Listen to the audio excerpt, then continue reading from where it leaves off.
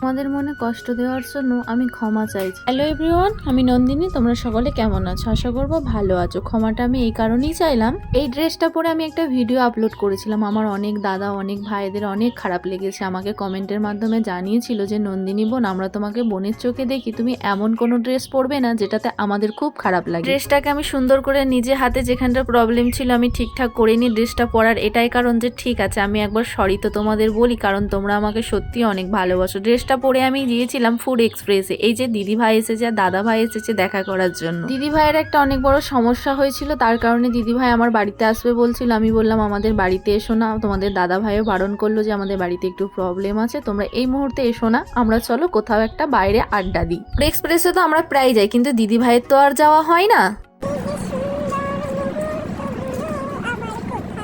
দিদি ভাইয়ের প্রবলেমটা আমি সলভ করতে পারিনি, তবে দিদি ভাইয়ের খুব ভালো লেগেছে আমাদের ফুড এক্সপ্রেস। তার সাথে জমিয়ে আড্ডা, দিদি ভাইকে ভিডিও বানিয়ে দিলাম, অনেক গল্প করলাম। দেখো আমি বাইক চালিয়ে যাচ্ছি, আমার তো খুব ভালো লাগে বাইক চালাতে, আর তোমাদেরও অনেকের ভালো লাগে। তাই ভাবলাম চলো ছোট্ট একটা ক্লিপ তোমাদের সাথে শেয়ার করাই যাক। তারপরে চলে এলাম এখানে আইসক্রিম খেতে। সবাইকে বললাম কে কোন আইসক্রিমটা খাবে, আমার পছন্দের খাবে। আমার পছন্দ তো একটাই, রাবড়ি, আমার খুব ভালো লাগে। তবে দিদি ভাইকে একটা কোন দিয়েছিলাম যে তুমি কোন খাও। দাদা ভাই তো আইসক্রিম খেলো না, বললাম আমার গলা ব্যথা করবে। আমরা খেলাম, আনন্দ করলাম। আমার গোপাল সোনার জন্য কিছু নেব না, গোপাল সোনার জন্য আর সেই পুচকু সোনার জন্য আমরা নিয়ে নিয়েছি মিষ্টি। বাড়ির থেকে বেরোবার সময় ওর সাথে আবারও দেখা হয়ে যায়। আমি বলছি মিষ্টি খাবে, বলছে হ্যাঁ। তাই বললো তোমাদের দাদাভাই চলো একটু মিষ্টি ওর জন্যও নিয়ে যাওয়া যাক। বাড়িতে এসে বানিয়ে ফেলি পোড়া রুটি আর তড়কা ডিনারের জন্য। বর্মশাইয়ের আবদার ছিল আজকে তড়কা রুটি খাবে, তবে রুটিটা পুড়ে যাওয়ারও কারণ আছে। ভিডিওটা কেমন লাগলো জানিও।